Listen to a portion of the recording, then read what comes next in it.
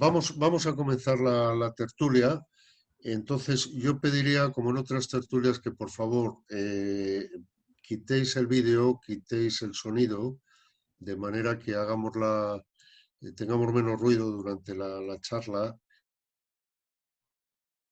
y además podamos tener un ancho de banda mejor. Veo que la gente está siguiendo mi consejo en eso. Entonces, empezamos desde el principio. Bajamos la claqueta y deciros buenas tardes a todos. Estamos en la charla, en las entrevistas tertulias o en las charlas de energías sin fronteras de los martes. Bienvenidos todos a esta charla. Esta charla es la número 18 desde que empezamos a raíz del confinamiento en el mes de marzo. Y hoy la dedicamos a un tema muy especial, muy importante y en el cual desde Energías sin Fronteras se está haciendo, yo creo que un gran esfuerzo por entrar en él, por entrañarle y por conseguir que ese tema sea una parte fundamental de todos nuestros esfuerzos, de nuestros proyectos y de todas nuestras actividades. Y me refiero a lo que es el enfoque de género. El enfoque de género, Energías sin Fronteras tiene un grupo dedicado específicamente a este tema y como parte del trabajo de ese grupo, y de una manera creo que bastante inteligente, el grupo de enfoque de género contactó con gente que tiene una larga tradición de trabajo en este tema y de tratamiento de este tema y de esfuerzo porque este tema sea central en proyectos de asistencia, de cooperación, como es la gente que trabaja en una ONG muy importante, muy cercana a Energías sin Fronteras y con una gran tradición histórica como es Plan Internacional. Huele Hola, mal, ¿verdad? por favor, quitar los micrófonos. Por favor, micrófonos fuera, estupendo. Entonces decía que el Grupo de Género de Energías sin Fronteras contactó con la gente de Plan Internacional y en concreto dentro de Plan Internacional con Alba Cuadra, que es la persona que nos va a hablar esta tarde. Y la idea en la conversación con Plan Internacional fue un poco, nosotros sabemos de energía, agua y saneamiento, vosotros sabéis por vuestro trabajo y por vuestro interés, sabéis de cuestiones de género, sobre todo dirigidas, como me decía antes, a Cuadra, a la infancia, a la adolescencia. ¿Por qué vosotros no nos enseñáis, nos formáis en lo vuestro? ¿Por qué no nos dejáis que nosotros os formemos en lo que sabemos nosotros? Y fruto de esas conversaciones, pues ha salido una colaboración interesante, yo creo que muy fructífera, en la cual está habiendo un trasvase de conocimientos, de experiencias desde una de las organizaciones a la otra y a la inversa. Y fruto de esas conversaciones, pues una de las cosas que se concretó fue, o que se habló, fue decir, oye, ¿y por qué no viene alguien de Plan Internacional y nos cuenta un poco cómo integrar las cuestiones de género en los proyectos de desarrollo, en los proyectos de cooperación para el desarrollo, desde la perspectiva de que ese enfoque de género sea transformador? Plan Internacional dijo, estupendo. Alba Cuadra, como responsable, dijo, allá voy. Y Alba la tenemos hoy. Para poneros un poco en situación, deciros que Alba es experta de género en Plan Internacional. Ella está a cargo de la unidad de desarrollo del negocio de Plan. Es especialista en emergencias de género. Y para el que no lo sepa, bueno, comentaros también que su trayectoria en Plan International es una trayectoria larga. Ella, además de cuestiones de género, ha estado trabajando en proyectos de reducción de riesgos de desastres, protección a la infancia y otras cuestiones. Ahora está muy centrada en cuestiones de género. Y para que tengáis una pincelada de la importancia de esta ONG, de Plan International. Alba me comentaba antes de empezar esta charla que trabajan actualmente en 70 países. Creo que eso lo dice todo. Alba me comenta que su departamento es un departamento en donde trabajan 20 personas. Podéis haceros una idea del esfuerzo de esta ONG y de la importancia que tiene en esos programas para la infancia y especialmente para las niñas y para las adolescentes. Creo que con esto está dicho lo necesario, más o menos, para poder comenzar la presentación o lo que nos va a contar Alba. Yo ahora me callaría. Recordaros, vamos a hablar de enfoque transformador de género en proyectos de desarrollo. Me callo y paso la palabra y paso los mandos a Alba. Alba, bienvenida a esta charla y adelante. Te escuchamos todos. No os lo voy a contar todísimo, pero dar unas pequeñas pinceladas de cómo planteamos un enfoque transformador de género en plan, ¿no? Y qué elementos tenemos en cuenta para garantizar que los proyectos están respondiendo a las necesidades y capacidades de toda la población con la que estamos trabajando. Entonces, los primeros conceptos que me gustaría presentaros, que son muy básicos, ¿no? Pero tenemos que tener en cuenta, es el género y la interseccionalidad. Cuando nos aproximamos a un proyecto y a la población con la que vamos a trabajar o población beneficiaria, dependiendo mucho del contexto, ¿no? Pero estamos ya casi en 2021, tenemos que empezar a pensar ya no tanto en este binarismo de cajita azul, cajita rosa y nos colocamos cada una en el sitio que nos corresponde, que esto también genera mucha violencia, pero hay bastantes variables que nos impone el género y la sociedad, lo podemos llamar heteropatriarcal, ¿no? Desde la heterosexualidad y el patriarcado. Entonces, cuando hablamos de género tenemos que tener en cuenta como estas 4 variables, ¿no? El sexo biológico. ¿Por qué me está pidiendo el hospedador que inicie un vídeo? Mariano. Sí, Alba. No, Alba, no, sí, no, te estaba pidiendo que si puedes conectar la cámara, así es un poquito más cercano, si no te importa. Vale, como habéis dicho que los apagáramos, yo la he apagado, soy muy No, los demás. Vale. Adelante, Alba. Vale, el sexo, ¿no? Cuando hablamos de género, hablamos de sexo biológico. Podemos ser hombres o mujeres, pero también hay un espectro muy amplio entre los dos que puede haber personas intersex. Normalmente no las tenemos en cuenta, es muy complicado tenerlas en cuenta en un proyecto de desarrollo, a no ser que vayamos a trabajar específicamente con derechos sexuales y reproductivos. Pero por ampliar un poco el imaginario y ser conscientes de que no todo es azul o rosa, como nos lo han vendido. Ese sería el sexo biológico. En base al sexo biológico, en la sociedad se decide que tenemos un género, que es el masculino y el femenino.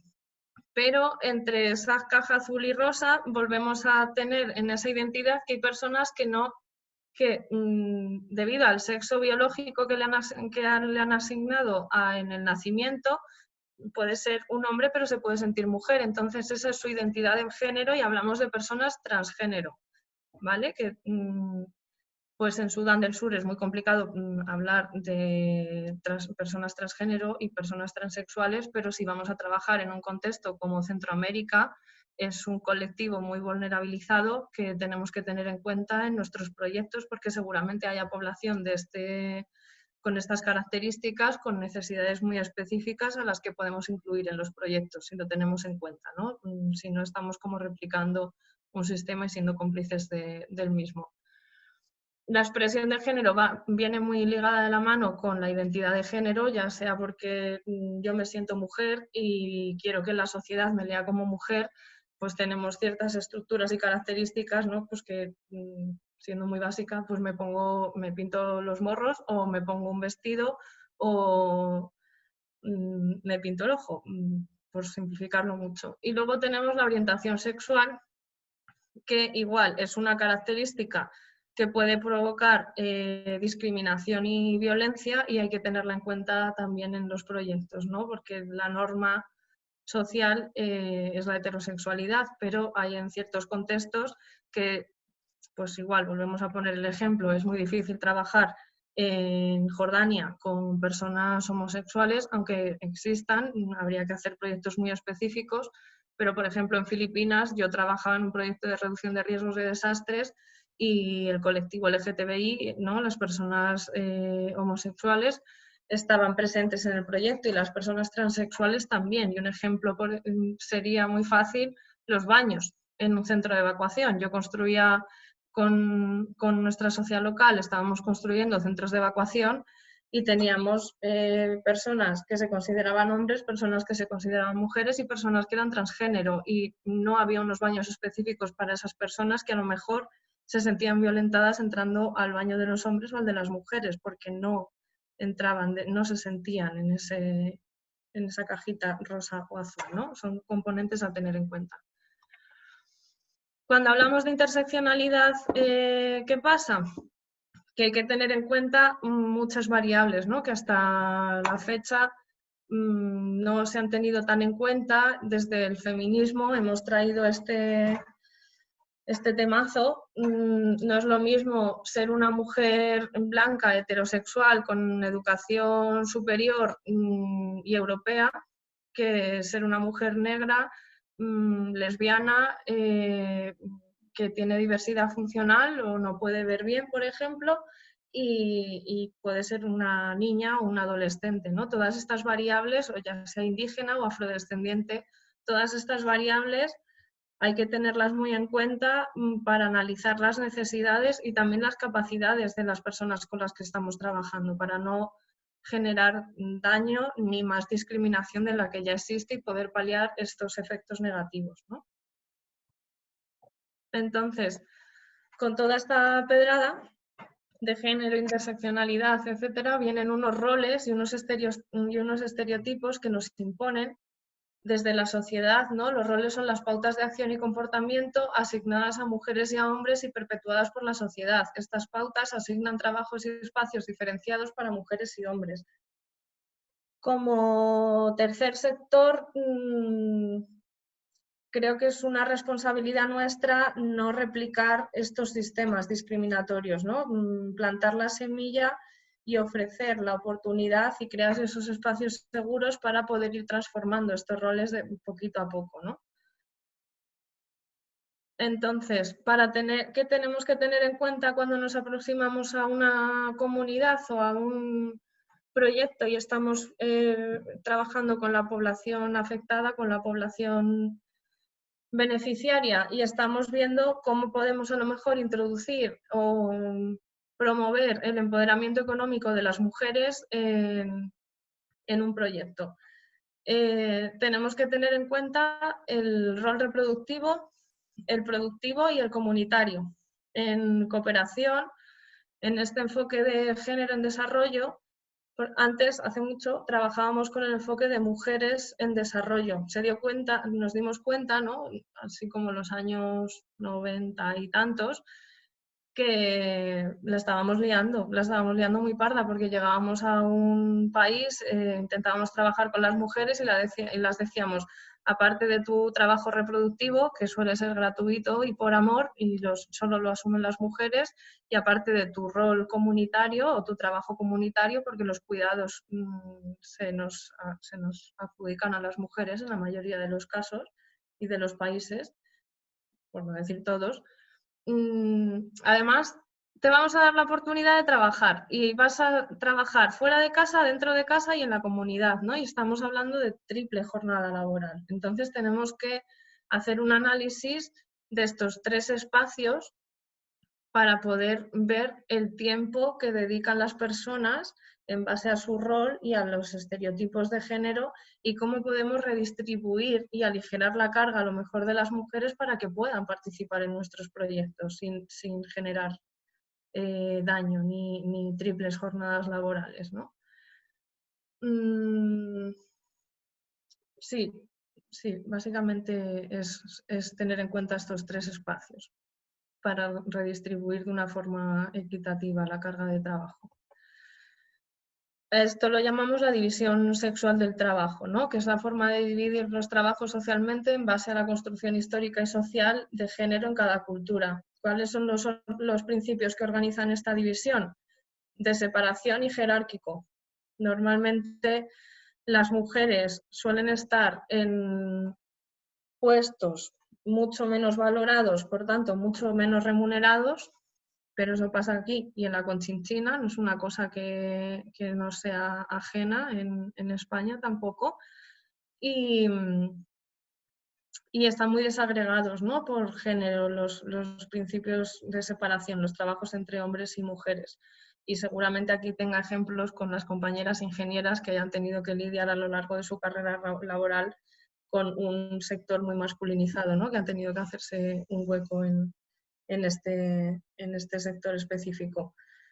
Pero un ejemplo, pues por ejemplo, cuando intentamos construir cooperativas con las socias locales y las personas beneficiarias de la comunidad, si no haces talleres de empoderamiento social, trabajas mucho los roles de género y fuerzas un poco la máquina con cuotas positivas y influenciando un poquito, en una cooperativa, si tú tienes que tener una persona presidenta, una administradora, una secretaria y una que gestiona la caja chica, me lo invento, la mayoría de las veces el presidente es un hombre, por no decir todas, y la secretaria va a ser una mujer. Todos esos roles podemos ir promoviendo un cambio, ¿no?, desde los proyectos. En Plan tenemos una herramienta que es bastante facilita para revisarnos cuando estamos trabajando en un proyecto, desde el diseño hasta la implementación y la evaluación, ¿no?, a lo largo de todo el ciclo del proyecto, que se llama marcador transformador de género. Con este marcador se analizan una serie de pasos o variables, podemos decirlo, para tener en cuenta si nuestro proyecto es completamente ciego al género, no estamos haciendo nada, es neutral al género, personalmente para mí eso es seguir sin hacer nada, y consciente al género lo intentamos, pero nos quedamos corticos, y transformador de género es que ya estamos en el cambio, estamos intentando transformar de alguna manera, ¿no?, con la población estos roles de género. ¿Qué analizamos con el marcador de género? No sé si estoy hablando muy rápido o cómo voy de tiempo. Bien. Va bien, Alba, va todo muy bien, de verdad. Es que como tengo la pantalla completa no veo el reloj, pero bueno. No te preocupes, va todo estupendamente bien. Vale, en el marcador de género, ¿qué hacemos? Un análisis situacional, vemos los elementos de trabajo transformador e inclusivo, que son las normas de género, la agencia, trabajo con niños y hombres también, es importante, la condición y posición, diversidades y el entorno propicio. Y luego los procesos que apoyan este enfoque, ¿no?, que son los datos de monitoreo y evaluación, el análisis de riesgos, la participación, la experiencia técnica y los recursos. En el análisis situacional examinamos la brecha en los servicios y en las leyes, ¿no?, y esa discriminación sistemática y estructural que hay en la zona a la que nos aproximemos con la gente que vamos a trabajar, y analizamos esas desigualdades, ¿no?, teniendo en cuenta el género y la interseccionalidad siempre. ¿Qué pasa? Sobre todo género y edad, ese es un mínimo. Luego ya, si estamos trabajando en Perú, es importante tener en cuenta el componente indígena, o si estamos trabajando en Honduras, hay comunidades afrodescendientes muy discriminadas que por el mero hecho de ser afrodescendientes tienen una dificultad de acceso y control de los recursos económicos, por ejemplo, ¿no?, para un proyecto de empoderamiento económico.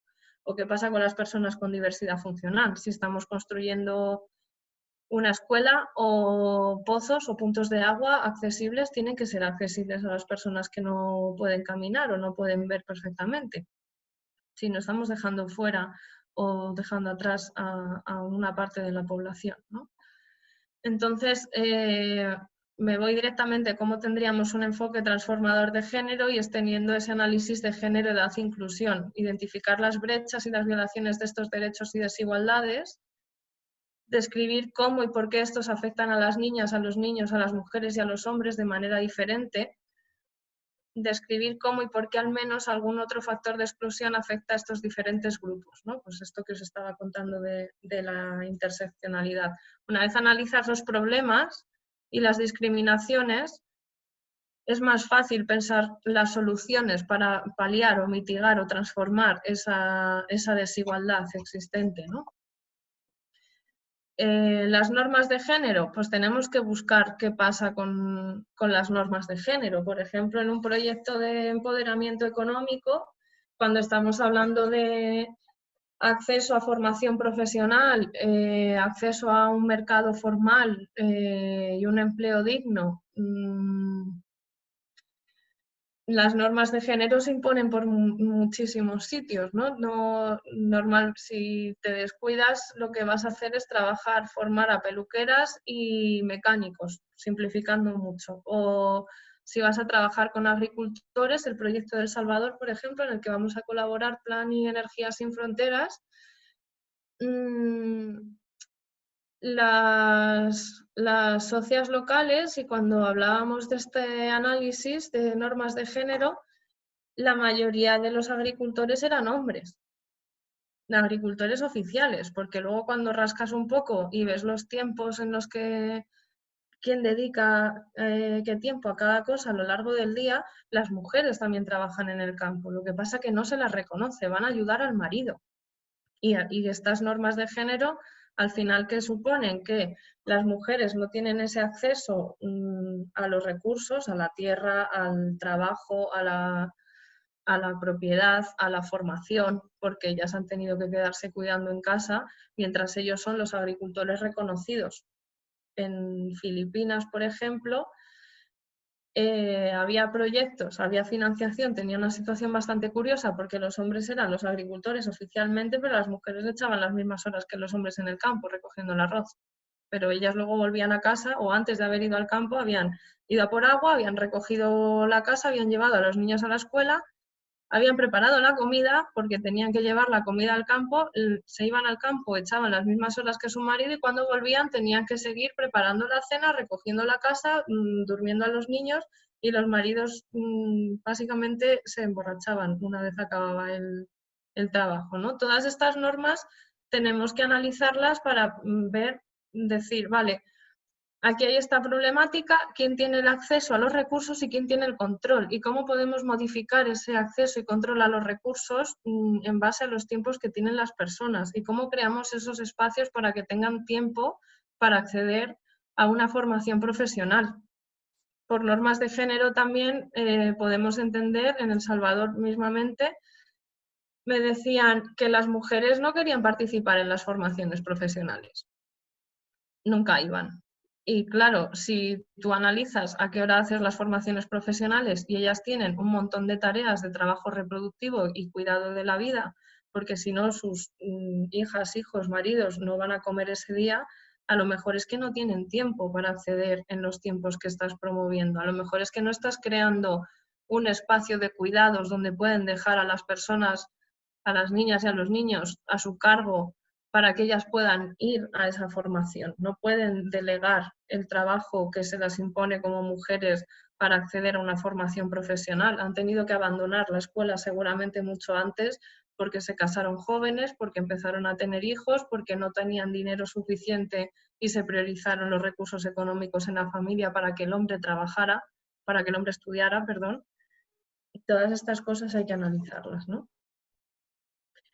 La agencia, muy importante, y creo que es de las cosas más importantes, porque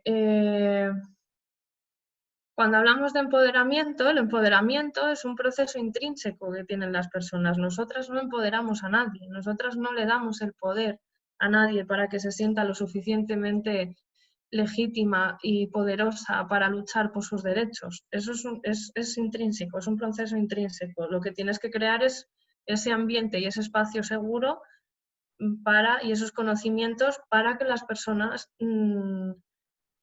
se creen este tipo de introyectos, ¿no? Y sean conscientes de sus derechos y sepan las herramientas para luchar por ellos. No podemos trabajar en un proyecto de empoderamiento económico solo formando profesionalmente a las mujeres y dándole capital semilla para que empiecen a trabajar en un emprendimiento, mercado, empleo formal, etcétera, si no trabajamos a la vez el empoderamiento social. No es tan fácil, no, es un trabajo de toda la vida de construir las normas y los roles, los estereotipos de género. No es tan fácil que yo, porque empiece a trabajar, no asuma todos estos estereotipos de género. Puedo generar ingresos, pero voy a seguir asumiendo muchas violencias por el mero hecho de ser mujeres, que cuando reconozco que tengo el derecho a no sufrir esa violencia, tengo el derecho a acceder a los recursos de forma equitativa e igualitaria, y tengo derechos como mujer a trabajar en lo que a mí me apetezca, en los espacios que a mí me apetezca, sin miedo a que me violen, sin miedo a que me acosen, sin miedo a que me discriminen y me digan que ese trabajo no es para mí. Si yo conozco todas las vías y todas las herramientas para poder trabajar esto, me voy a defender mejor, voy a hablar mejor por mí, voy a tener voz propia para defender dónde quiero estar y qué es lo que quiero hacer, ya sea ser peluquera, ya sea ser madre, ya sea ser agricultora o ingeniera, ¿no?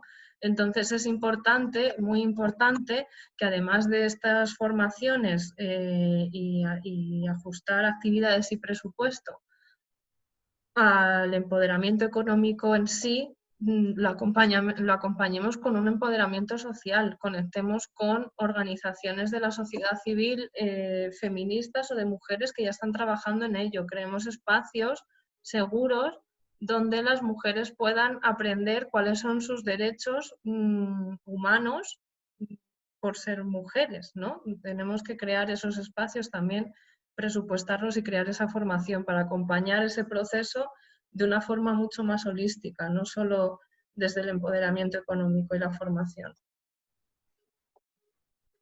¿El trabajo con los niños y con los hombres? Pues imagino que habéis oído hablar de las nuevas masculinidades porque están de moda. Creo que son importantes, creo que también son bastante peligrosas si solo nos limitamos a hacer talleres con los hombres para explicarles que está mal violarnos y matarnos. O dar talleres para explicar a los hombres que las mujeres tenemos derecho a trabajar. Creo que en las masculinidades positivas o el trabajo con niños y hombres tiene que ser una cosa mucho más profunda, tiene que analizar esos roles de género desde su propia perspectiva masculina y tenemos que llevarlos a planes de acción mucho más reales y efectivos. No, con un taller de formación no se puede conseguir un cambio en 12 meses, 24 meses, el periodo del proyecto que tenga. Pero sí podemos explicarle, hay que mitigar los riesgos de la violencia de género porque está más que demostrado que cuando las mujeres empiezan a empoderarse, normalmente la violencia de género se dispara porque los hombres que están en casa pues se suelen mosquear porque ya no tienen a una criada / esclava gratuita haciendo todo lo que necesitan ellos para sobrevivir, ya sea lavar la ropa, cocinar, limpiar, etcétera, etcétera. Pero tenemos que transformar eso también. No es simplemente que las mujeres conozcamos nuestros derechos y tengamos acceso y control a los recursos, es que ellos se den cuenta que el espacio nos pertenece de la misma manera que les pertenece a ellos y que los cuidados de la vida, que son gratis y por amor normalmente, no son remunerados, no son obligación única y exclusiva de las mujeres. Hay que trabajar esas paternidades responsables para compartir las responsabilidades. Hay que trabajar los cuidados de la vida. Yo soy muy fan, cuando me hablan de las nuevas masculinidades, de decir, vamos a hacer un taller de cocina, luego nunca me lo compran, pero yo lo intento, ¿eh? Vamos a hacer un taller de cocina para que los hombres, el aporte que hagan en este proyecto sea cocinar gratis para la comunidad durante todo un año. Y cocinar bien, porque si no se puede comer la comida que cocinan no nos sirve de nada. Pero para que sean parte del proyecto, también tienen que ser parte de la responsabilidad de los cuidados de la vida que son gratuitos, para poder descargar a las mujeres de esa sobrecarga de trabajo no remunerado, que es lo que las limita y nos pone esos techos de... los llaman de cristal, pero vamos, yo diría que son de cemento bastante difícil de romper. Y hay que tomar ese tipo de compromisos con ellos, y eso es un trabajo que también hay que hacer a lo largo de todo el ciclo del proyecto. La condición y posición, pues igual, en base al género y a la edad, también hay que ver esas brechas que existen, ¿no? Cuando trabajamos, esto se ve mucho con las niñas, pero con las niñas y los niños y las personas jóvenes, ¿no? La voz y voto que pueden tener en un espacio de toma de decisiones, pero hay que crear también esa participación y ese derecho y ese acceso al espacio de toma de decisiones para mejorar estas necesidades diarias, ¿no? De las condiciones de niñas, niños, hombres y mujeres, ¿no? La posición en la familia, en la comunidad, se pueden proporcionar recursos materiales, se pueden abordar las brechas con ellas, o mejorar el estado social y la posición, creando estos espacios donde se las pueda escuchar las necesidades que tienen y lo que tienen que decir, ¿no? Las diversidades, esto os lo he dicho desde el principio, ¿no? No es solo tener en cuenta el género, es tener en cuenta la identidad de género, la orientación sexual, si tienen diversidad funcional. No es lo mismo tener 18 años que 45, no es lo mismo ser madre que ser una joven soltera y sin hijos. No es lo mismo tener 60 años, ser un hombre agricultor de 60 años o 65 años que ser uno de 15. Hay una diferencia entre hablar de trabajo infantil o el derecho al descanso de una persona mayor, ¿no?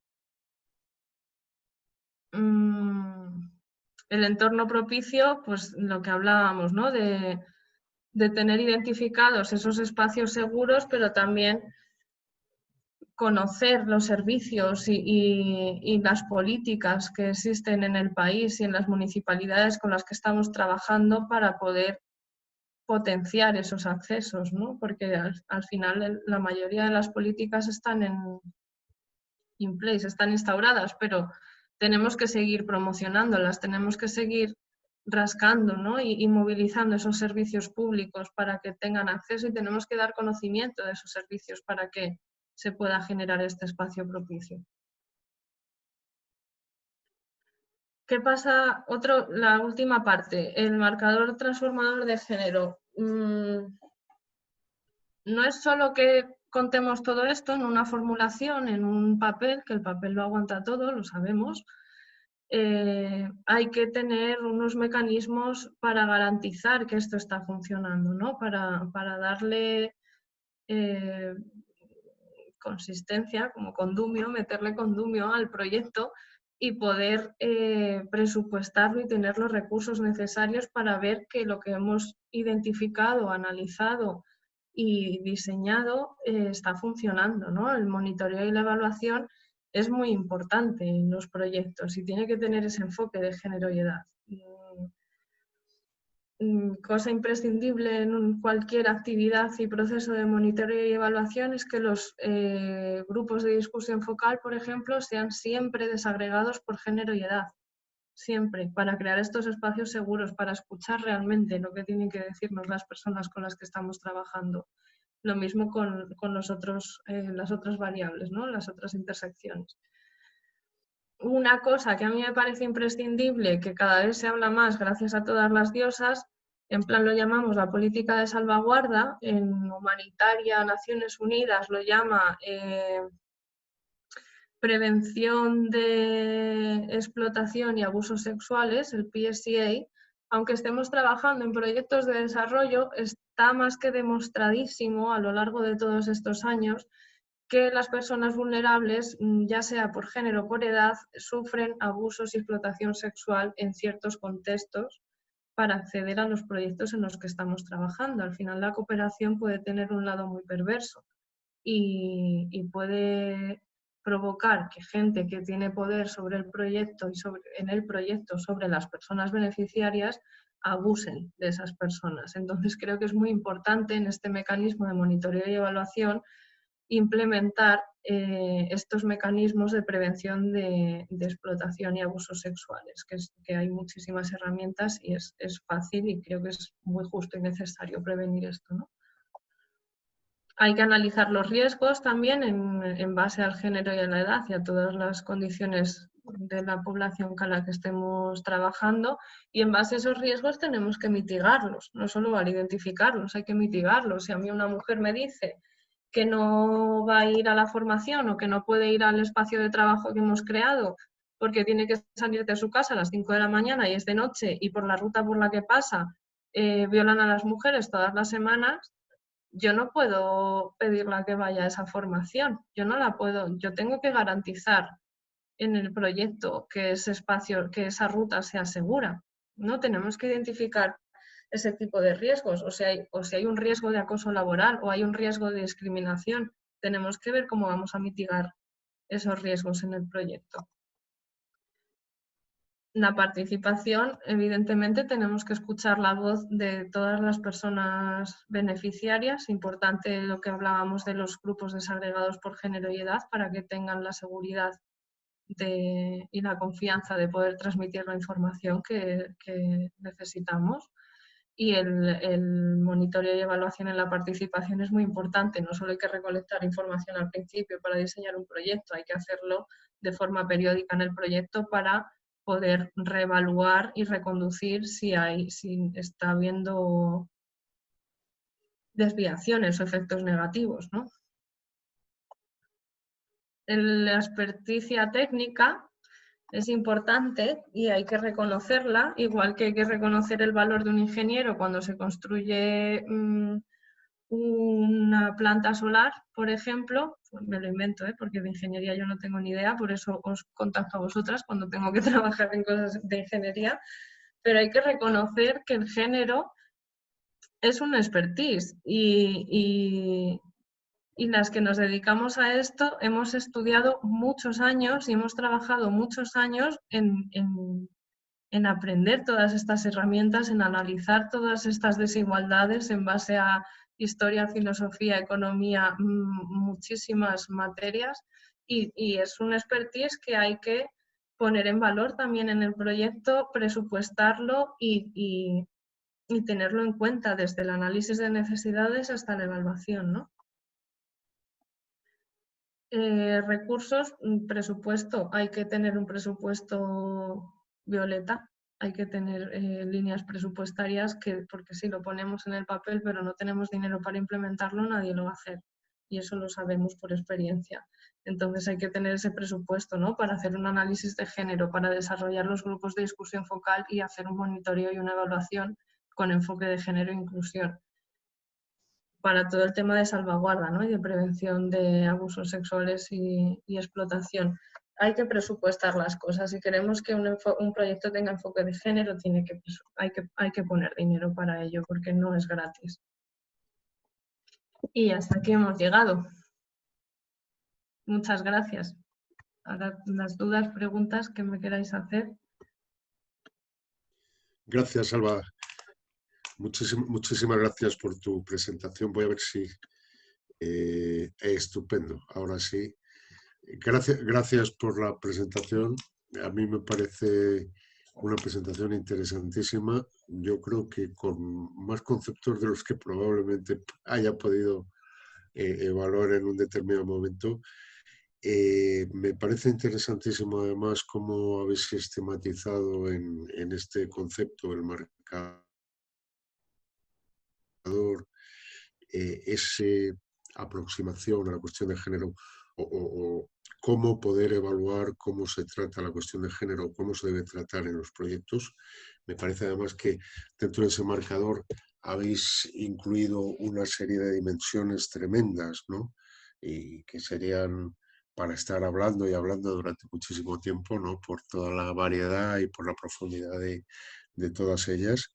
Y en cualquier caso me parece una aportación interesantísima para todo lo que sea consideraciones de género, sobre como estamos diciendo al principio, para esa inclusión de la consideración de género a la hora de enfocar los proyectos.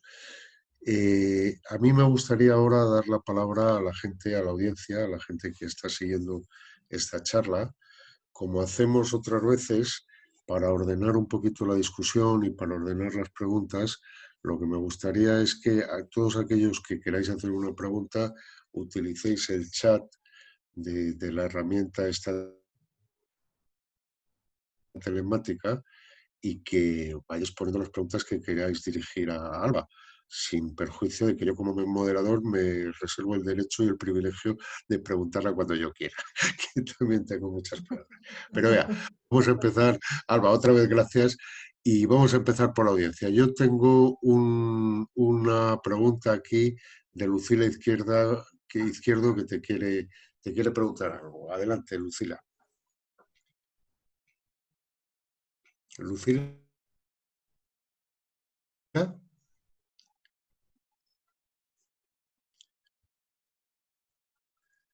Hola.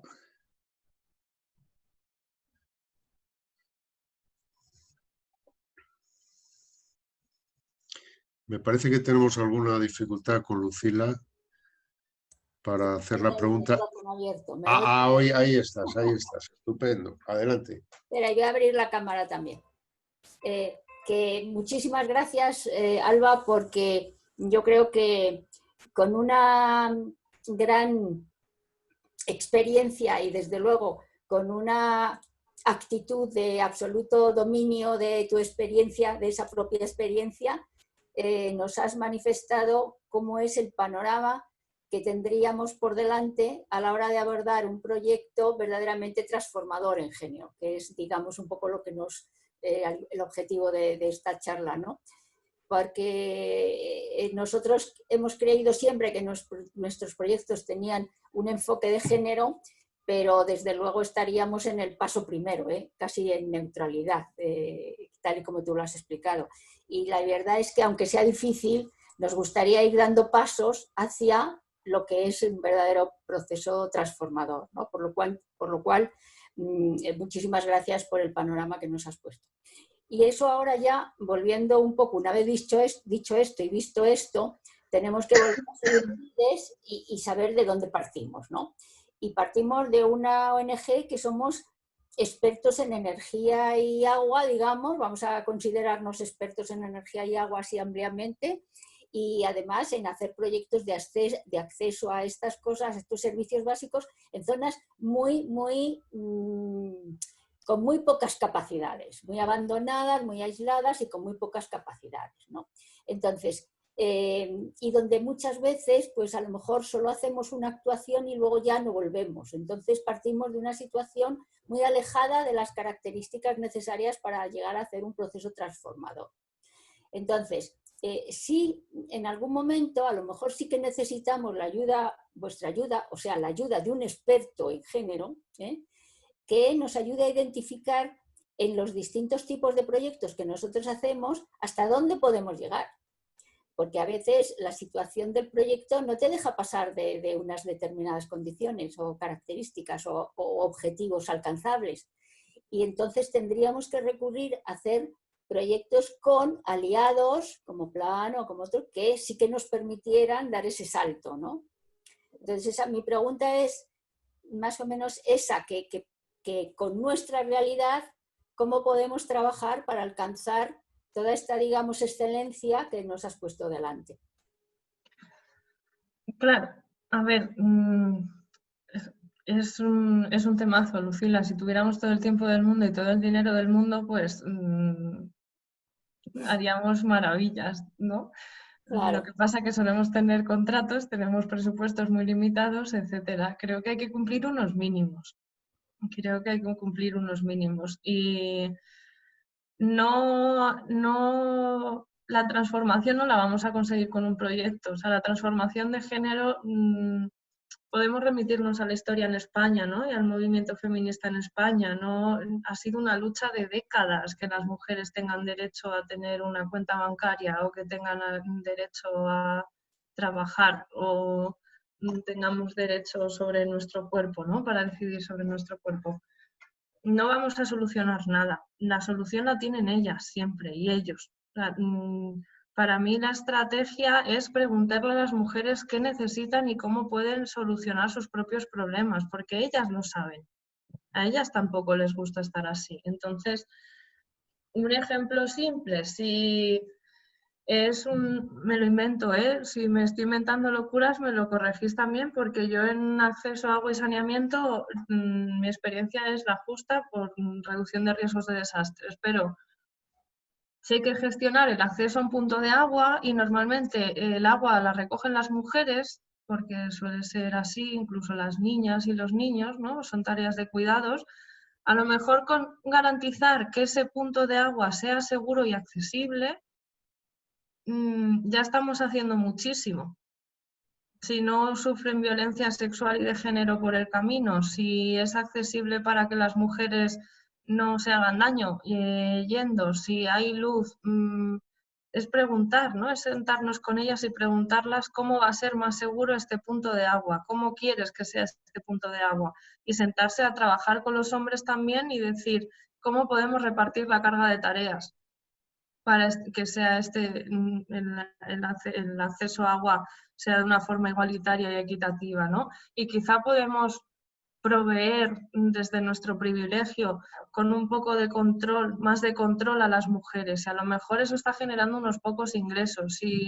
Si hay que hacer un comité de gestión de agua en la comunidad, ya estás creando unos espacios políticos de toma de decisiones en las que tú puedes influir y crear ese espacio para que las mujeres empiecen a ocupar el espacio en la toma de decisiones, ¿no? Aunque sea con el recurso del agua, que es algo con lo que ellas funcionan a diario.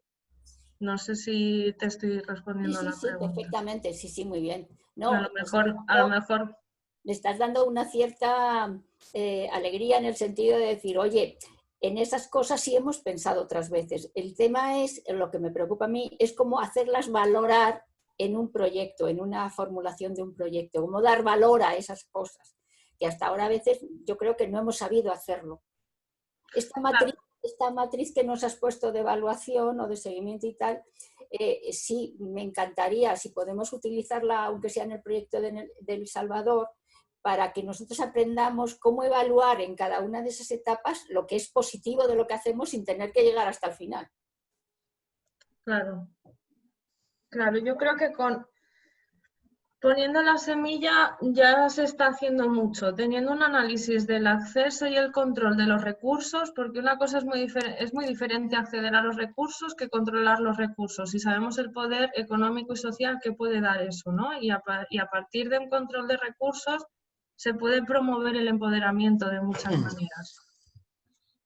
Vale, muchas gracias. Yo no quiero monopolizar ya esto, dejo a otras preguntas. Gracias, Lucila, y gracias, Alba. Tengo una pregunta de Maís Labrie. Maís, adelante. Hola a todos. Estoy en Montreal ahora mismo, entonces, bueno, hora de Montreal. ¿Me escucháis? Sí. Ok. Pues, hola, Alba. Encantada de volver a verte.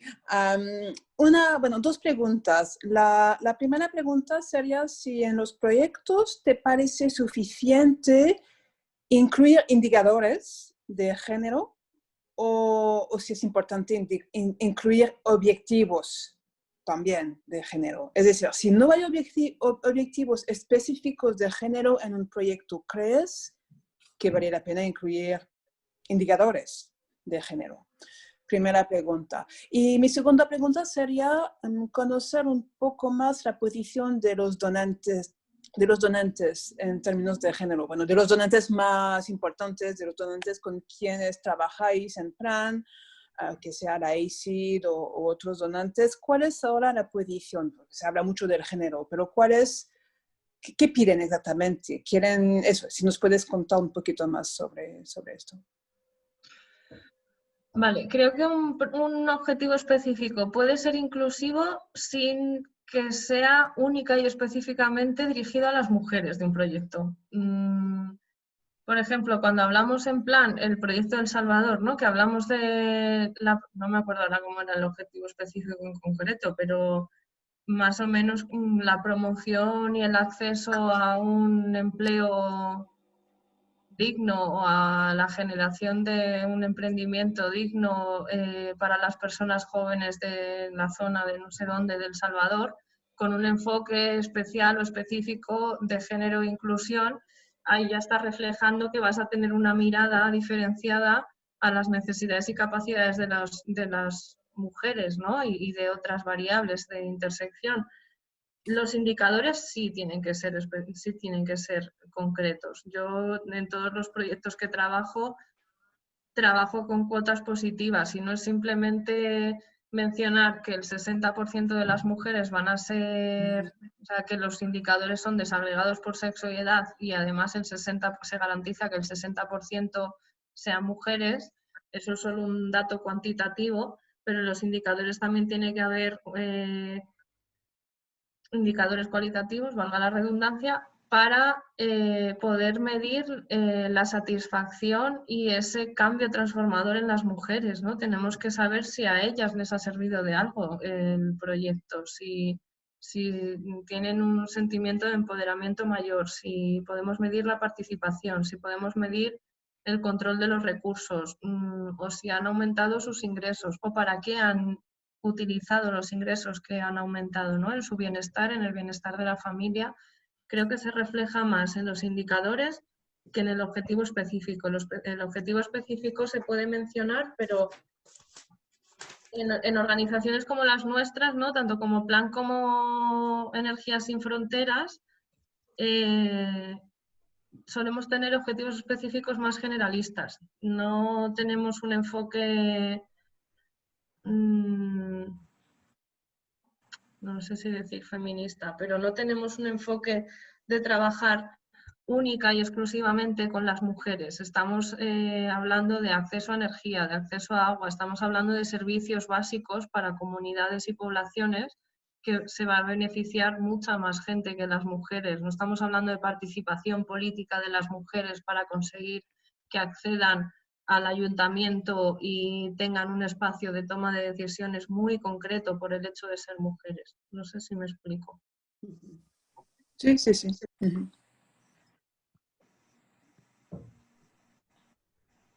Gracias, Mais. Y la otra perdón, pregunta sobre es la... Perdón. Perdona, se me ha ido el santo al cielo. Género es imprescindible con todos los donantes y es una prioridad para los donantes, para la ECI. El género lo llevan por bandera, de hecho es como nuestro marketing en la cooperación exterior, ¿no? y en los asuntos exteriores de España, tanto en humanitaria como en desarrollo. Entonces es un proyecto sin género, no debería estar financiado siguiendo las guidelines de la ECI. De ECO tampoco, y de DEFCO menos todavía. O sea, todos los donantes tienen sus políticas de género, voy a decir bastante actualizadas, aunque la ECI no la tiene bastante actualizada, pero por ejemplo la Unión Europea acaba de publicar el nuevo plan de acción para los próximos 5 años de género e inclusión, en el que se incluye la cooperación al desarrollo. La ECO, DJ ECO, de humanitaria de la Unión Europea, tiene un marcador de género y edad que es obligatorio utilizar, y si no demuestras que lo has utilizado en todo el ciclo del proyecto, te penalizan. Es una parte imprescindible para todos los donantes. Gracias. Gracias, Mais. El siguiente persona que quería hacerte una pregunta, Alba, es Javier Alaminos. Javier, adelante. Hola, Alba, buenas tardes. Oye, muchísimas gracias por la exposición que has hecho. La verdad, ha sido muy interesante, al menos para mí, me ha abierto varios ojos. Una cosa que te quería preguntar, mira, nosotros, claro, como sabes, estamos colaborando en proyectos, te han dicho, a corto plazo, que duran muy poquito, 6 meses, 8 meses, y nos vamos, casi ni vamos por la zona. Claro, nos estamos basando en ONGs locales que nos están ayudando a hacer los proyectos. Ahora estamos con la política de iniciar colaboraciones con municipalidades donde ya tenemos una cierta confianza para ir a proyectos a más largo plazo, ya implicarnos con ellos en desarrollo y en entrar con cosas más, o sea, más un poco que puedan favorecer a largo plazo a la gente. Entonces, en estas políticas a desarrollo, claro, el género está muy poco implicado. Hablo de Guatemala, hablo de Perú, hablo de Honduras, muy poco absorbido por la gente. Entonces, ¿qué podríamos hacer para implicar a las municipalidades en estos desarrollos a largo plazo, en que entrasen la política de género con las propias municipalidades? Porque ya que nosotros no podemos hacerlo, intentar formar a la gente de las propias municipalidades o incluirles en la idea de género que tú nos has pasado en este momento. ¿Me explico? ¿Qué pregunta más facilita, Javier?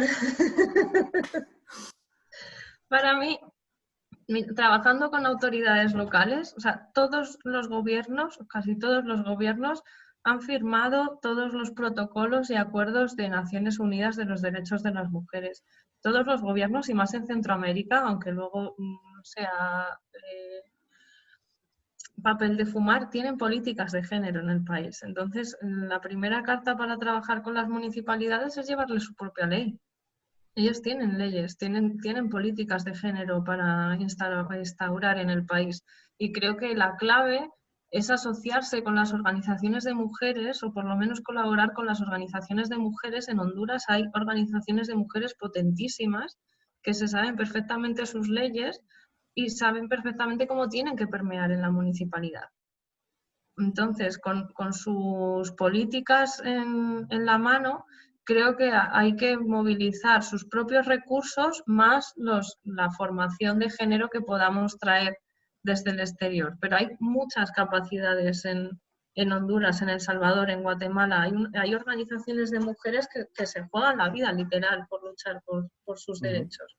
Y tienen esa capacidad para dar esas formaciones también a las municipalidades. O tienen la capacidad de aliarse con vosotros para explicaros los ejes de acción de esas políticas de género en el país y qué provecho se puede sacar en la municipalidad, ¿no? Pues a través de esas políticas y elegir esos aliados que te van a hacer de punto de entrada en la municipalidad. Hay gente que no le interesa un carajo la política de género, pero a lo mejor hay una concejala bastante preocupada con la situación, que le interesa promover algunos ejes de esa política y sabe cómo movilizar presupuesto y a partir de ahí trabajar con ellas.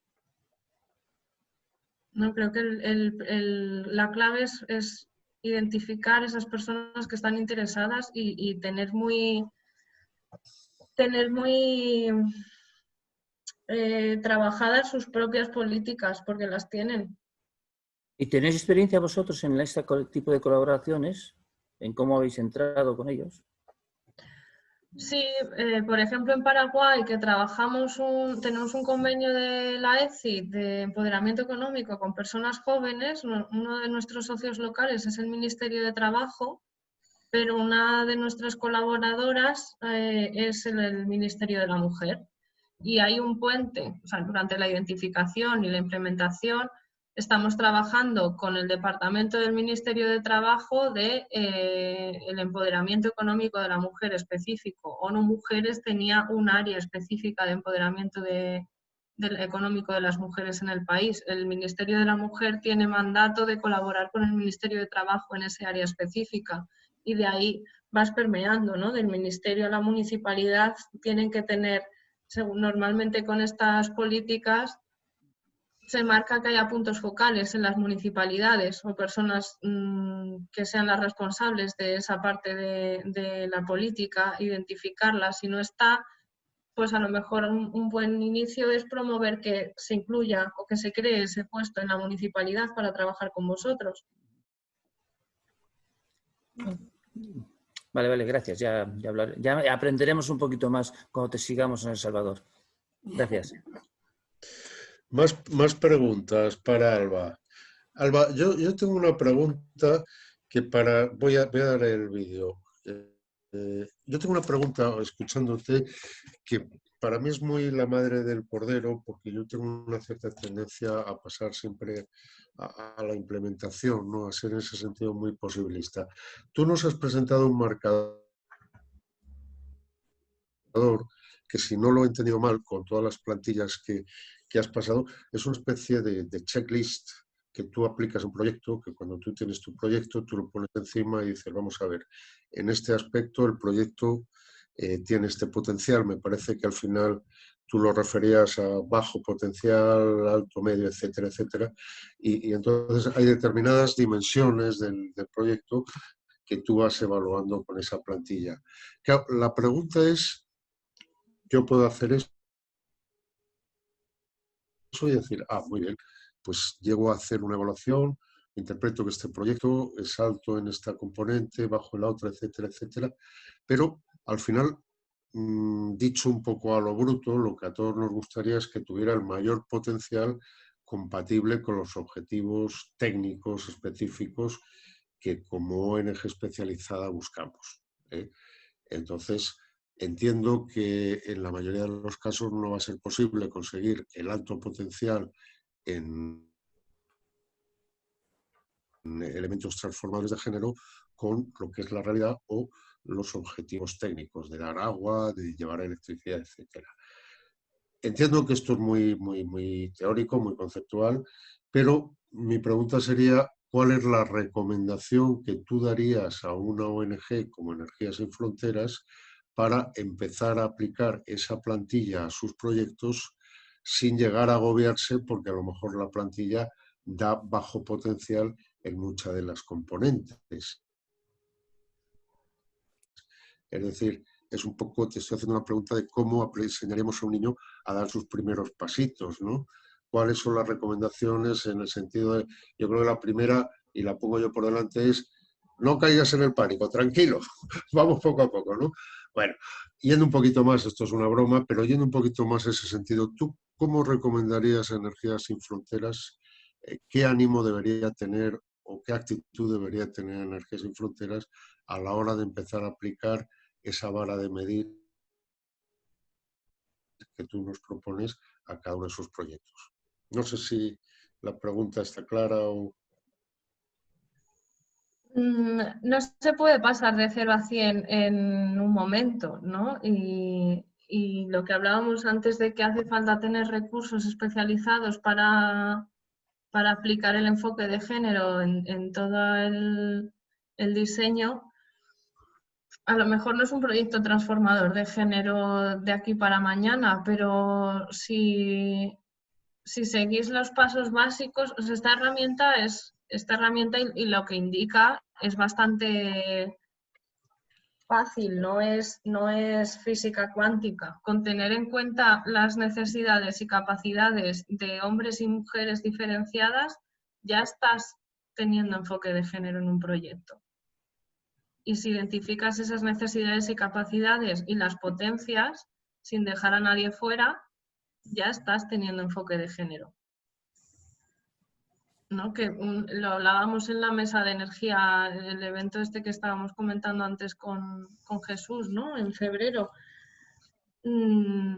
Ese día todo el mundo hablaba del ODS, bien, se me ha olvidado, ¿el 17 es el de acceso a energía? No, el 7, el 7. El 7. Y el mensaje que yo quise transmitir es: cualquier ODS sin el número 5 se queda a medias. Cualquier proyecto que trabajemos sin tener en cuenta las necesidades y capacidades de las mujeres se queda a medias. Estamos siendo cómplices de un sistema que nos somete y nos discrimina. Entonces, simplemente con identificar las necesidades y capacidades diferenciadas por género y edad, ya estáis haciendo mucho más ya estáis teniendo un enfoque de género. A lo mejor no es el enfoque de género transformador que cambia el mundo, pero ya estáis poniendo la semilla. Gracias. No, Alba, no te ha convencido nada. Sí. No, hombre. No, mi pregunta no era fácil, ¿eh? Mi pregunta no era fácil porque yo mentalmente estaba intentando hacer el ejercicio de ver cómo, según hablaba contigo, cómo yo podía empezar a aplicar alguna de esas plantillas a alguno de los proyectos de Energías Sin Fronteras, ¿no? Entonces, Por ejemplo, yo una de las primeras cuestiones en la cual me quedo un poco encallado al considerar tus plantillas es, dices, bueno, no sé si lo que dice en las plantillas estoy siendo capaz de interpretarlo adecuadamente, ¿no? Porque veo que hay muchas perspectivas, muchos ejes a la hora de analizar ese impacto sobre las cuestiones o ese impacto transformador sobre las cuestiones de género, ¿no? Entonces, yo estaba leyendo, según tú lo contabas, alguna de las plantillas y dices, bueno, no estoy seguro de que esté entendiendo perfectamente lo que Alba está intentando decir en esta plantilla. Y aparte, yo veo ahí, por ejemplo, hay elementos que van muy focalizados a la individualidad de las personas, de las mujeres, mientras que hay otras evaluaciones que lo que están es, tienen una perspectiva mucho más amplia, casi social, ¿no? Es decir, cómo el conjunto del colectivo o cómo se debe trabajar o cómo trabaja el proyecto en ese colectivo de la sociedad o de la población o de la comunidad a la cual se le está intentando llevar el proyecto, ¿no? Entonces, eso es algo que ahora mismo, sin haber tenido tiempo para entrar en el tema, me crea cierta inquietud, ¿no? Decir, caramba, aquí hay mucha leña que cortar, ¿no? Aquí, como decías al principio, se pueden estar muchas horas hablando de esto y quizá lo más preocupante es si a la hora de aplicar la herramienta tú conoces bien cuáles son esos botones que tiene la herramienta para que funcione en un sentido o funcione en el otro, evalúe en uno o en el otro, ¿no? En ese sentido, por eso te hacía yo la pregunta. La pregunta era casi un poco de cuál es vuestra experiencia cuando habéis ayudado a otra gente, a otras ONGs, cuál es vuestra experiencia en cuanto a las dificultades que estas otras ONGs pueden encontrar a la hora de aplicar la herramienta, ¿no? A ver, es la primera vez que le enseño esta herramienta a otra ONG. Para mí esta herramienta es útil para trabajar con las oficinas país y no es una herramienta muy profunda, es una radiografía. Es una radiografía para simplemente reflexionar si lo estamos haciendo o no lo estamos haciendo, ¿no? Y ver en qué nivel nos quedamos. Es una herramienta que Plan utiliza para ir un poquito más allá y continuar trabajando con las oficinas país en que nuestros proyectos no sean neutros al género, que tengan un enfoque ligero de género. Estamos como intentando dar el salto en toda nuestra estrategia. Entonces no tengo experiencia trabajando con otras ONGs, pero esta herramienta es una radiografía, es como para hacer una reflexión, es un checklist para decir, ¿haber hecho esto? Sí. ¿Hecho esto? No. Uy, pues aquí me estoy quedando un poco cojo. ¿Esto lo he hecho? Sí, esto lo tengo. Uy, se me ha olvidado presupuestar las actividades para que tenga enfoque de género. Uy, no tengo en EMANI, en monitoreo y en evaluación, no he incluido nada para que los grupos sean desagregados por género y edad, que simplemente eso ya cuesta mucha pasta, ¿no? Cuando haces un grupo ay, me sale en inglés, grupo focal de discusión, si lo haces mixto, no vas a sacar la realidad de la información que tú quieres obtener. Si lo presupuestas desagregado, ya tienes que presupuestar dos grupos y teniendo la información que dicen las mujeres y diciendo la que tienen los hombres y contrastas, seguramente te van a salir cosas muy diferentes y preocupaciones muy diferentes.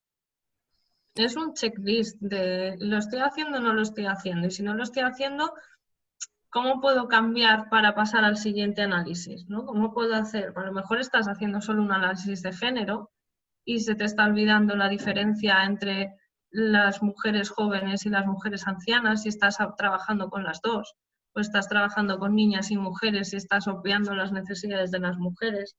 Entonces ya solo con incluir la variable de edad ya estás dando un paso más en el proyecto.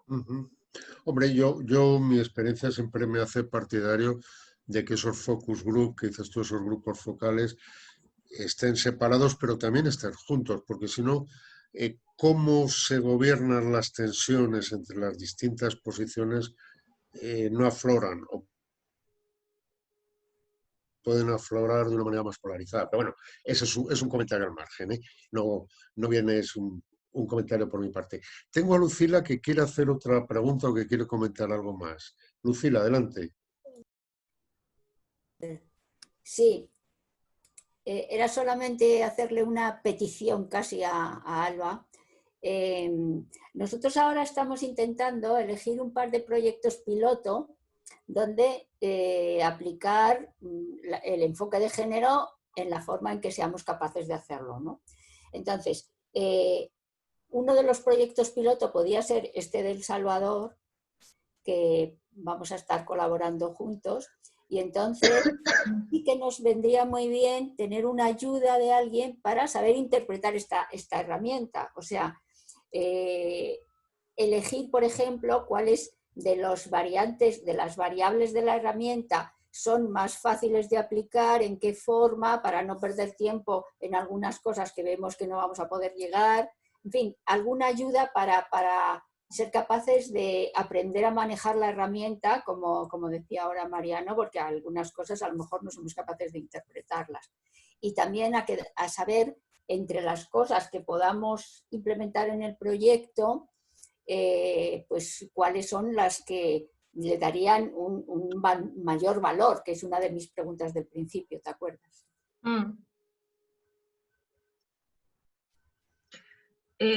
No sé qué contestarte, Lucila.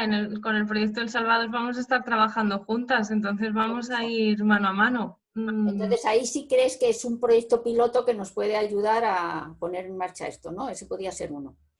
Claro, o sea, lo que quiero insistir es que esta herramienta no va mucho más allá. Luego hay muchos más materiales de plan para trabajar el enfoque de género en el análisis de necesidades o en el diseño del proyecto o en la implementación o en los talleres de empoderamiento social. Luego tenemos una metodología que se llama Campeonas por el Cambio, Campeonas y Campeones por el Cambio, que se trabaja todo este empoderamiento que os decía holístico que acompaña al empoderamiento económico, ¿no? Pero es que esta herramienta, o sea, lo que os he enseñado es lo que es una radiografía, es un checklist para revisarse y mirar si lo estamos haciendo o no lo estamos haciendo. Si ves que no lo estamos haciendo, si tú dices no tengo un análisis de género y edad en este proyecto, te sale que no tiene potencial o ciego al género, ya no me acuerdo cómo lo define en castellano. Lo que tienes que hacer es hacer un análisis de género en el proyecto, ¿no? Presupuestar y llevar a cabo un análisis de género. Y ahí es cuando se desarrollan las herramientas del análisis de género para el sector específico en el que vayas a trabajar. Claro, por eso ayudarnos a decidir, como somos conscientes de que a lo mejor no podemos llegar a hacer todo, saber elegir cuáles son las cosas prioritarias para luego aplicar las herramientas correspondientes para implementarlas, ¿no? Esa es un poco, era mi pregunta, iba para ahí. ¿Dónde nos enfocamos mejor para ser más eficaces a la hora de enfocar el nuevo proyecto? Mira, os voy a pasar una web, os la pongo en el chat, de una caja de herramientas de empoderamiento económico con enfoque de género que tiene plan. La he puesto en el chat. Ahí hay bastantes herramientas y te dice cómo seguir los pasos en un proyecto de empoderamiento económico. Pero sí, sin duda, en El Salvador trabajamos juntas y vamos viendo los avances. Igual que desde plan nos vamos a preguntar todas las cosas de acceso a energía. Claro, claro. Muy bien, estupendo, ¿eh? Muchas gracias. Gracias, Alba. ¿Más preguntas por parte de la audiencia?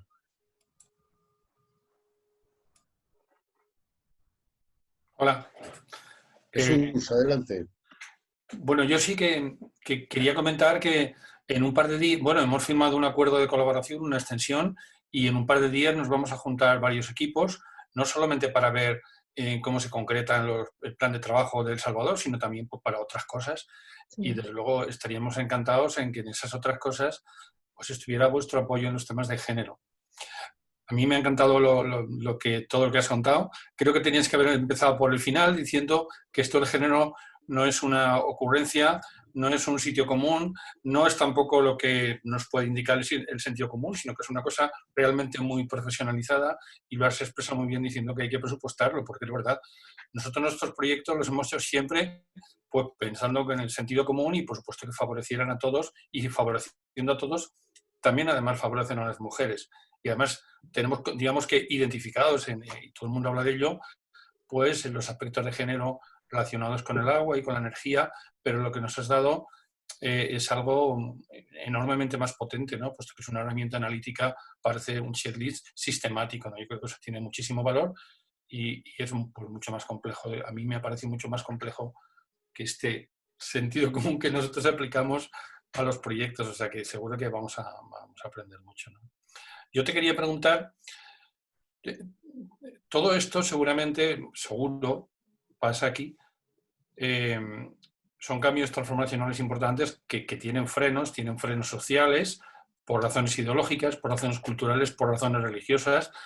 En vuestra experiencia o en tu experiencia, ¿con qué cosas te has encontrado en cuanto a oposición a la hora de poder, pues, por ejemplo, recabar la información, hacer estos talleres, sacar la información desagregada por género, o a la hora de implementar algunas políticas, pues de cosas que en principio seguramente chocan con temas culturales como mínimo? Uf, Jesús. Mira, uno de los desafíos más grandes que solemos tener en la identificación de proyectos es que los datos estén desagregados por género y edad. Que es como un mínimo y es muy difícil. También estoy pensando más en humanitaria, que me voy siempre a humanitaria. Pero desafíos, los roles de género suelen ser bastante potentes. Yo, cuando digo lo de los grupos desagregados por género, a mí me funciona mucho. Cuando hablo con las mujeres por separado, con una mujer siempre, claro, o sea, que la mujer sea la facilitadora sea una mujer, se generan espacios de confianza que se cuentan muchísimas más cosas que si están los hombres presentes, aunque luego se puedan poner en común. Pero desafíos también es que me hayan dicho, pues me han prohibido hablar de derechos sexuales y reproductivos, trabajando con mujeres en centros de salud, por ejemplo, alguna sociedad local. Hay autoridades locales o ideologías en algunos países que pues está penalizado y perseguido hablar de derechos sexuales, ¿no? Centroamérica es un contexto bastante peculiar, hay que encontrar otras vías para hablar de ciertos aspectos. Luego mucha resistencia también, no es fácil cuando vas a hablar de violencia de género, por ejemplo, me estoy más poniendo en casos más graves, ¿no? Que son los más peliagudos. Cuando vas a hablar de violencia de género hay que rascar mucho y con mucho cariño y mucho cuidado, porque estás hablando de un tema muy complicado que sufrimos todas y que no nos gusta reconocer tan fácilmente a una extranjera, extraña, blanca, con todos los privilegios que yo llevo en la mochila. Por ejemplo, el año pasado en Haití, identificando un proyecto de violencia sexual y de género, la violencia siempre eran los otros. O sea, Haití tiene un problema gravísimo con Dominicana, entonces todas las violaciones y las agresiones sucedían en Dominicana, pero cuando yo llevaba el problema a la comunidad y hablaba con las mujeres y les preguntaba más qué les preocupaba con las niñas, una mujer que me dijo, bueno, a mí me preocupa que las niñas de 13 años se queden embarazadas. Y claro, las niñas de 13 años no cruzaban la frontera, entonces ¿cómo se quedan embarazadas? Y ahí poquito a poco vas preguntando y la violencia sexual está dentro de la comunidad, pero tener un otro es mucho más fácil sacar la violencia hacia afuera, ¿no? Que reconocer la propia mierda que tenemos dentro de la comunidad o el espacio donde estamos trabajando. La resistencia al género está en todas partes. Está en Madrid, está en Haití, me la he encontrado en Filipinas, me la he encontrado en muchos sitios y creo que el truco, y lo he dicho todo el rato, pero creo que es lo que a mí me funciona, es crear un espacio de seguridad y de confianza.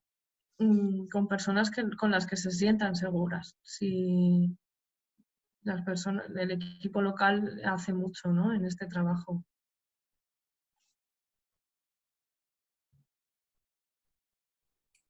Pues muchas gracias, Alba. Gracias, Alba. Seguimos con la ronda. Tengo Adolfo Martínez quiere hacerte una pregunta. Adolfo, adelante. Sí, ¿se me oye? Sí. A ver, ¿se me oye o no? Sí, perfectamente, Adolfo. Bueno, vamos a ver, tenía una cuestión un poco general, filosófica, y luego lo que puede ser su aplicación en un proyecto concreto. Cuando se trata de que la sociedad sea permeable a todas estas ideas de la igualdad de las mujeres, de la promoción de sus derechos y tal, yo veo como dos enfoques. Uno de ellos es que las mujeres arranquen a los hombres esta cosa, o sea que debe ser como una especie de, digamos, los hombres son los que han abusado de su posición, ¿no? Ellos son, dijéramos, los culpables de que las mujeres se vean en esa situación de tan desigual, ¿no? Entonces hay que arrancarles esos derechos que se han atribuido por su cuenta para hacerlos valer, ¿no? Y el otro enfoque podría ser, que es en el que yo más creo, que habría que empezar justamente no por luchar contra los hombres, sino porque que sean ellos los que abanderen el movimiento. O sea, yo pienso que cualquier movimiento feminista, si no lo asumen los hombres, pues tiene mucho menos probabilidad de triunfar, por lo menos a corto plazo, ¿no? Y si tienes a los hombres de tu lado, pues, y se dan cuenta de cuál es la situación, ellos son los que pueden cambiarla más fácilmente, no sé. Entonces, tu opinión sobre eso. Y la segunda pregunta es, en un proyecto concreto típico de SF, ¿no? Estamos en una región por ahí aislada, en un pueblo y tal, haciendo pozos o lo que sea, y queremos llevar a la sociedad de allí o a la comunidad de allí estas ideas. Queremos averiguar un poco lo que pasa y queremos hacer que las mujeres participen o se beneficien del proyecto, ¿no? Entonces, solemos planificar, cuando hacemos la planificación del proyecto, pues unas sesiones de adiestramiento o algo, que siempre son breves, porque eso suele suceder al final del proyecto y 15 días después nos hemos marchado y solamente queda lo que haya podido dar de sí esa sesión de adiestramiento, ¿no? Entonces, mi pregunta es, ¿a quién debemos dirigirla? ¿A quiénes deberían ser los principales destinatarios de esa sesión? ¿Las mujeres, los hombres, ambos por igual? O, digamos, las autoridades, la gente que puede influir así de manera más general. En fin, no sé, un poco era una reflexión, como decías, un poco general, ¿no? Y era simplemente eso. Adolfo, perdóname, no he entendido muy bien el objetivo de la sesión en la comunidad. ¿De cierre de proyecto? Sí, en todos los proyectos, y principalmente porque lo piden los financiadores, de alguna forma, ¿no? Hay que tener en cuenta la perspectiva de género y tal, entonces lo que solemos hacer, asumiendo que esa perspectiva no ha calado en la sociedad con la que vamos a trabajar, es que tenemos que adiestrar o educar o, digamos, dar unas sesiones de formación a la gente sobre el tema de género. Y lo que solemos hacer es planificar unas sesiones para hablar de esto simplemente, para que la gente tome conciencia de ello, ¿no? Porque dado que no vamos a estar mucho tiempo allí, pues lo más que podemos hacer es, aparte de haber indagado un poco en la línea que tú has dicho, cuál es la realidad social de esa comunidad, ¿no? Pues queremos hacer que esa realidad, si no es muy adecuada, pues cambiarla un poco dentro de nuestras posibilidades. Entonces hablamos con ellos. Estoy hablando de oídas porque yo nunca he participado directamente en una de estas cosas. Lo que sí he hecho es escribirla en muchas solicitudes de financiación de distintos proyectos, de distintos organismos. Pues estoy harto de escribir que hacemos unas sesiones para que la gente se conciencie y tal. Sesiones de adiestramiento, de educación, ¿no? Y entonces, volviendo a la pregunta, esas sesiones nosotros supongo que las tenemos abiertas, pero ¿quiénes deberían ser los principales destinatarios? Y en esto vuelvo a la reflexión que hice anteriormente. Los que debemos mover su conciencia son los hombres principalmente, o son las mujeres para que luchen por sus derechos, o es una mezcla de las dos cosas. Hombre, como os he enseñado en la presentación, es importante trabajar con los hombres y con los niños. Ahora, en una sesión no vas a conseguir un cambio por parte de nadie, ni por parte de las mujeres ni por parte de los hombres. Si un proyecto tiene enfoque de género, primero yo considero que el cambio viene desde la propia comunidad. Trabajando el enfoque de género con comunidades y personas beneficiarias en otros países, la mejor lección que me he aprendido es que las mujeres y las niñas saben perfectamente lo que necesitan y cómo lo pueden cambiar. Quizá no tienen las herramientas o los recursos para hacerlo, pero saben cuál es su problema y saben cómo quieren erradicarlo. Yo no les doy la solución, me la suelen dar ellas. Son ellas las propias protagonistas de su cambio. Yo no voy a cambiar nada a mí no me corresponde cambiar nada en Honduras, en Tanzania o en Mozambique. Yo me voy a ir y vosotros os vais a ir, ¿no? La cooperación no se queda, entonces el cambio viene de dentro. Y esos talleres de formación y sensibilización creo que tienen que ser a lo largo de todo el proyecto. Lo que hablábamos de este empoderamiento social holístico que tiene que acompañar a un proyecto de empoderamiento económico, creo que tiene que, por ejemplo, la metodología de Campeonas por el Cambio de Plan trabaja con hombres y con mujeres para que aprendan o integren todos los componentes.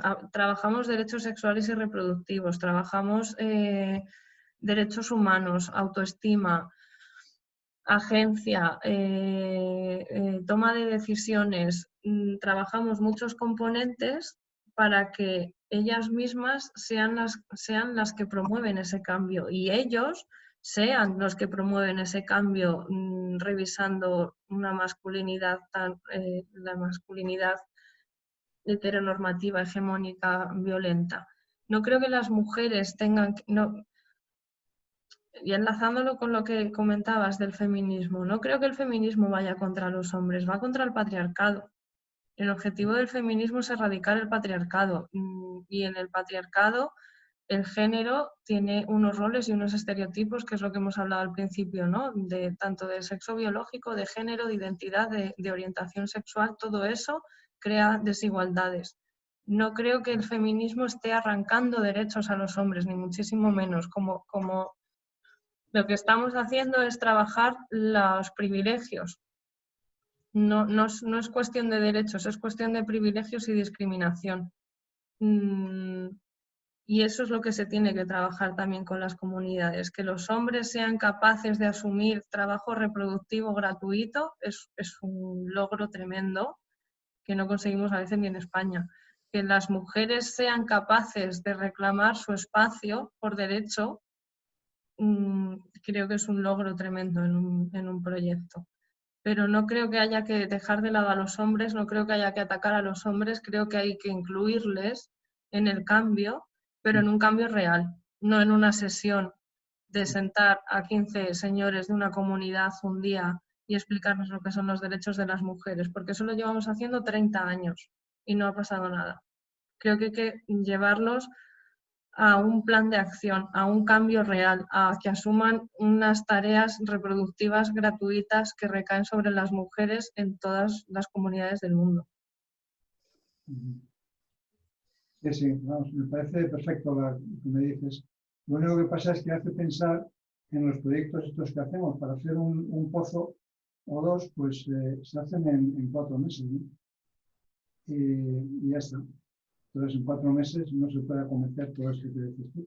Mira, en mi mundo ideal, Adolfo, y yo estoy hablando mal y pronto, estoy como las putas cabras, pero en mi mundo ideal, en una comunidad, si, por ejemplo, construir un pozo, para mí sería maravilloso que durante esos 4 meses a las mujeres les apeteciera construir ese pozo y se empoderaran siendo capaces de construir algo que normalmente no son las mujeres las que se dedican a la construcción, mientras los hombres se quedan en casa limpiando y cocinando. Eso sería un enfoque de transformador de género bestial. Vamos, conseguís eso y llevarme por favor con vosotras, os lo pido. Estoy de acuerdo, por eso que volvemos en 4 meses no se consigue. Yo también tengo experiencia también ese idea, lo comparto completamente.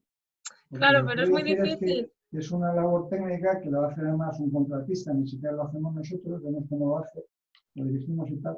Entonces, hacer en paralelo con eso este programa dirigido al cambio social, pues es muy difícil. No sé, me parece, es un Claro, enfoque pero para mí mira, revolucionario. un ejemplo así de sencillo, construyendo un pozo. Si en una de las condiciones del contratista es que tenga mujeres en el equipo, ya es un ejemplo de cambio en la comunidad. O, por ejemplo, si podéis conseguir que se incluya a una parte de las mujeres de la comunidad en ese proyecto con un componente de cash for work, por ejemplo, intentando aliviar su carga de trabajos reproductivos, ¿no? Haciendo un análisis de ¿a qué dedicáis el día? Tenéis 18 horas, o estáis 18 horas currando, de las cuales 16 son gratis, cuidados de la vida. ¿Cómo podemos redistribuir en la comunidad esos trabajos y pedirle a los hombres que asuman una parte? Y esas 4 horas que van a asumir los hombres cuidando a los niños, para que básicamente que no hagan ningún milagro, solo que no se mueran, que sobrevivan los niños mientras están con ellos. Ellas pueden trabajar 4 horas remuneradamente y son capaces de construir un pozo. Seguramente eso sea un trabajo de empoderamiento brutal para las mujeres, porque van a ver un pozo en la comunidad que está beneficiando a la comunidad, que han sido ellas las protagonistas y las responsables, que han aprendido y a lo mejor lo pueden hasta replicar, y eso ya está haciendo un cambio. Si tú estás garantizando la participación de las mujeres, siempre y cuando ellas quieran, ¿eh? Que a mí me dicen que si quiero construir un pozo y digo que haya películas, que yo no me voy a poner a cargar piedras, que lo más importante es que ellas quieran también hacerlo. Claro. Alba, una preguntilla. Ha habido una cosa para mí muy reveladora de lo que has dicho, es que todo esto es aplicable a aquellas situaciones donde, por entendernos, la propia legislación o la propia normativa de los países reconoce ese derecho ya a las mujeres. Oye, ¿qué pasa con esos países? ¿O cómo abordáis o cuál es tu opinión, ¿no? Con esos países donde ese derecho de la mujer no está. Estoy hablando, por ejemplo, del mundo islámico, ¿no? O el mundo donde oficialmente son estados islámicos. ¿Qué pasa ahí? ¿Cuál es tu visión? ¿Cómo ves ese tema?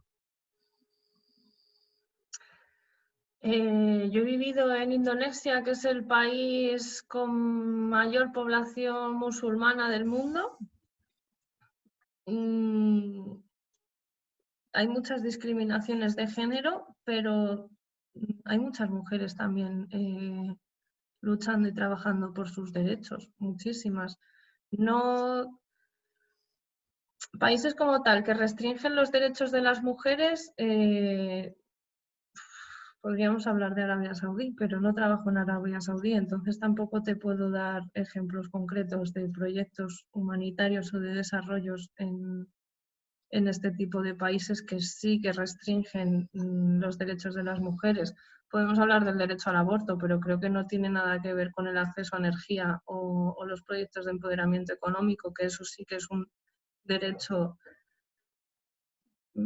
arrebatado a las mujeres en muchísimos países de América Latina, ¿no? Sobre todo en América Latina, donde está prohibido el aborto en cualquiera de sus causas.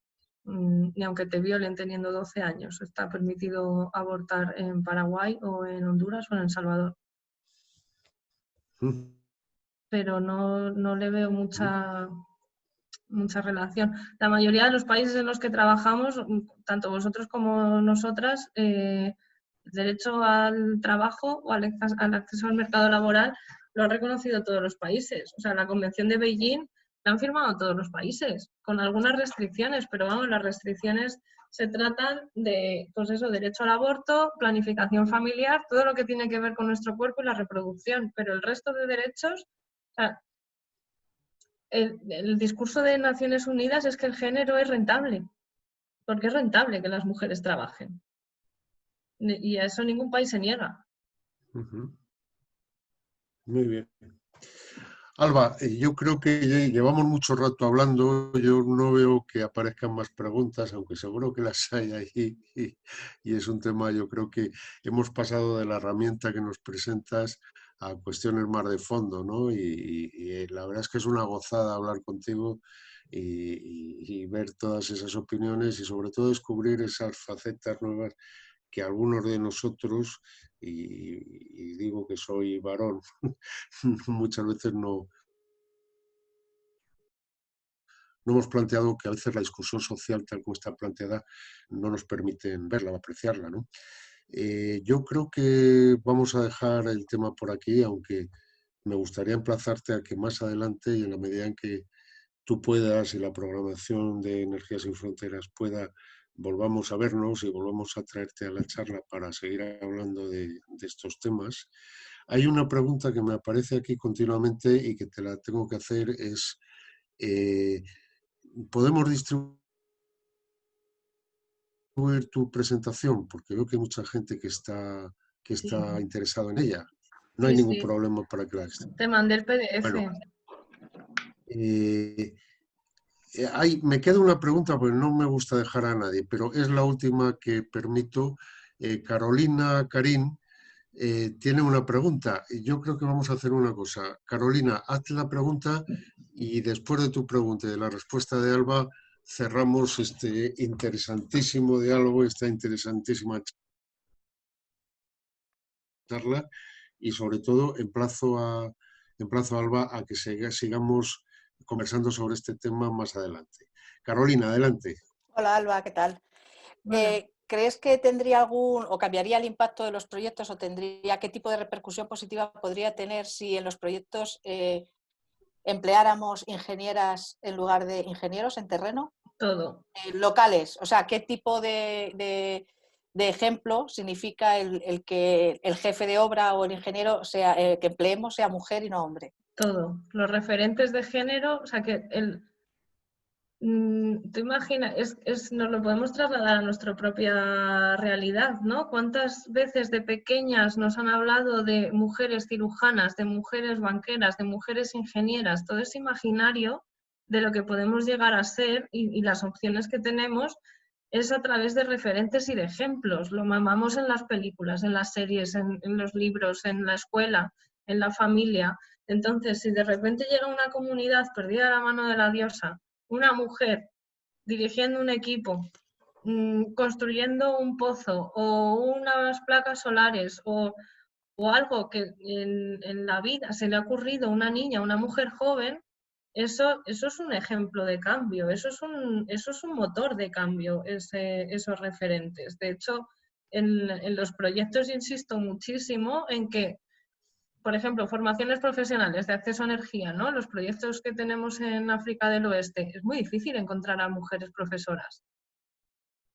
Pero sería maravilloso que trabajáramos a todos los niveles, ¿no? Promoviendo el acceso de las mujeres al empleo en todos los niveles. ¿Cómo se va a sentir una mujer mucho más motivada cuando hay un señor mayor, con experiencia, acceso a una educación superior, con toda su biografía que llevará, que puede discriminar de una manera consciente o inconsciente a una mujer beneficiaria que va a aprender cómo manejar, yo qué sé, la placa solar, la batería, lo que le enseñen, o una mujer que ya ha podido acceder ahí? La mujer siempre se va a sentir mucho más pequeñita delante de ese privilegio por todas las interseccionalidades que hemos hablado, ¿no? De género, de edad, de clase, de formación, etcétera, etcétera. Yo soy muy pro promover que las mujeres tengamos espacios mucho más visibles en los proyectos y seamos ejemplo de cambio. Gracias. Gracias Carolina, gracias Alba. Alba, como estábamos comentando, muchas gracias otra vez por tu presencia aquí, muchas gracias por lo que todos nos has comentado. Yo creo que hemos aprendido mucho, lo importante es que hemos aprendido mucho y encantados desde acá de poder retomar o fomentar o darle más velocidad a esa colaboración con Plan y a la gente de Plan que estáis al tanto de todos estos temas. Me toca con pena despedir aquí la charla, pero me alegro de que hayas estado. Un abrazo fortísimo y gracias a todos por habernos seguido. Nos vemos dentro de poco. Muchas gracias. Hasta ahora. Hasta ahora.